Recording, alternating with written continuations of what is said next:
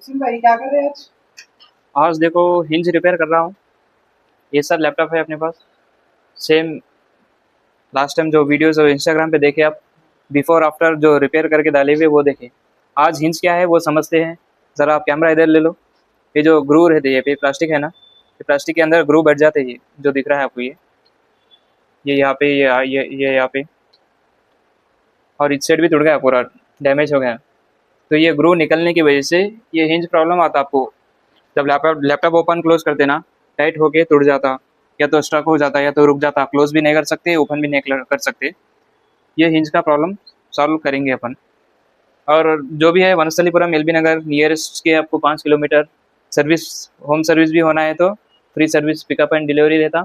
All laptop जैसा Acer, Asus, Dell, HP, Lenovo, touch screen model, 360 degree, वो भी हर चीज़ का अपने पास हिंज रिपेयर का सोल्यूशन है। और जो इसको चेंज करने की ज़रूरत नहीं पड़ती, रिपेयर में बेस्ट से प्राइस में करके दे देंगे आपको।